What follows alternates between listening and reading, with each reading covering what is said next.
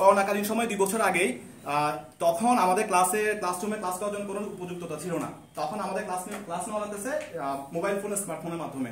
তো আমরা পেপারের মাধ্যমে জানতে পেরেছি তখনই শিশু ঝরে পড়ার হারটা সবচেয়ে বেশি ছিল। আর অভিভাবকরা চেয়েছিল যে এর মাধ্যমে পড়াশোনা ঠিকমতো হচ্ছে না, আমাদেরকে দরকার হলো অল্প সারে হলেও অল্প দশজন করে হলেও ক্লাসরুমে যাতে চালু হয়, যাতে শিক্ষার্থীরা ক্লাস আসতে পারে, ওদের ফিউচার ধ্বংস হয়ে যাচ্ছে।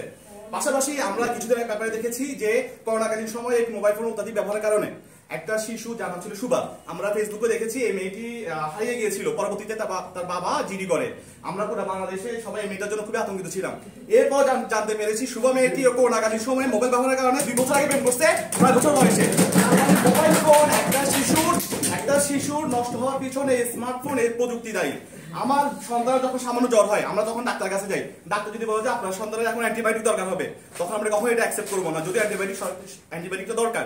কেননা সামান্য জ্বরে সামান্য ওষুধ দরকার। তো প্রযুক্তিটা হচ্ছে এরকম সামান্য একটা ব্যবহার, যেটা আমরা কখনো অ্যান্টিবায়োটিক হিসেবে ব্যবহার করবো না।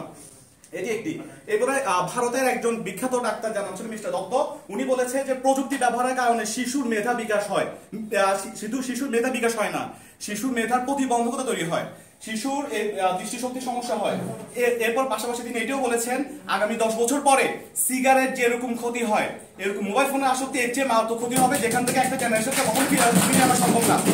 বর্তমান যুগ প্রযুক্তির যুগ, আর এই প্রযুক্তির যুগে এসে আমার বিপক্ষ দলের বক্তারা কিভাবে যে প্রযুক্তির বিপক্ষে গেল সেটা আমার কোনোভাবে বোধগম্য হচ্ছে না। তাই আমাকে বলতে হচ্ছে হায়রে কপাল মন্দ, চোখ চাকিতে অন্ধ। ধন্যবাদ মাননীয় মডারেটর, আমাকে বিতর্কের মঞ্চে কিছু বলার সুযোগ দেওয়ার জন্য। আমাদের আজকের বিতর্কের বিষয় হচ্ছে বাংলা পাঠদানের প্রযুক্তির ব্যবহারের অন্যতম কার্যকর পন্থা। যুক্তিসঙ্গত কারণে আমার এর পক্ষে অবস্থান। বাংলা পাঠদানের প্রযুক্তি ব্যবহার শিক্ষার্থীর জন্য একটি অনুপ্রেরণামূলক মাধ্যম হিসেবে কাজ করে, যা শেখার আগ্রহ ও উৎসাহকে বহু গুণে বৃদ্ধি করে। আমার বিপক্ষ দলের দ্বিতীয় বক্তা বলেছিলেন শিক্ষকের মাধ্যমে নাকি উচ্চারণটা খুব সহজে বলা যায়। আপনি হয়তো জানেন না, এখন বর্তমানে যেসব অ্যাপস ব্যবহার হচ্ছে সেসব অ্যাপসে খুব সহজে কিভাবে উচ্চারণ করতে হয় সেটা শিক্ষার্থীরা খুব সহজে ধারণ করে নিতে পারবে। কারণ অ্যাপসের মধ্যে আপনার কিন্তু সঠিক উচ্চারণটা থাকে, আর অ্যাপসের মাধ্যমে আপনি শিক্ষক কিন্তু বারবার বলতে গিয়ে আপনি বিরক্তি বোধ করবেন, কিন্তু অ্যাপস সেটা বিরক্তি বোধ করবে না, কারণ এক বারবার শুনতে পারবে শিক্ষার্থী, আর তাতেই তার শিক্ষণটা স্থায়ী হবে। তিনি পাঠদানের সময় ও খরচ কমাতে প্রযুক্তির সুবিধা। আপনারা কি ভুলে গেছেন করোনার কথা? করোনার সময় যখন শিক্ষার্থীরা ঘরে বসেছিল তখন কি কাজ করছে, সেটা প্রযুক্তির মাধ্যমে পাঠদানকে সহজভাবে তারা দিতে পেরেছে।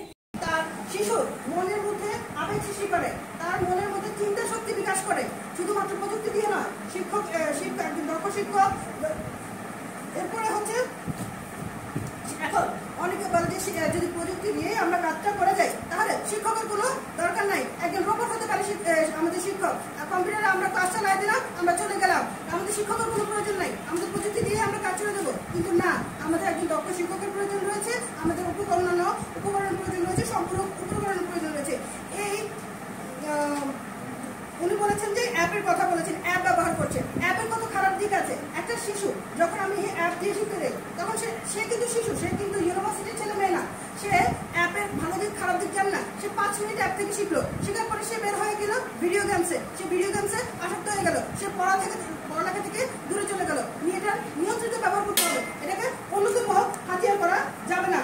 আমাদের করোনাকালীন দেখেছি অনেক শিক্ষকও কিন্তু প্রযুক্তিতে দক্ষ না, অনেক স্টুডেন্ট এবং তাদের প্রত্যন্ত এলাকার ছেলে মেয়ে যারা, তাদের কিন্তু বাবা মাও অতটা দক্ষ না। তারা কিভাবে প্রযুক্তি ব্যবহার করবে? আমরা শ্রেণীকক্ষে নিয়ন্ত্রিত ব্যবহার করতে পারি, আমরা এটাকেই অন্যতম হাতিয়ার। আবার আমাদের পক্ষ দলের দলনেতা বলে গেছেন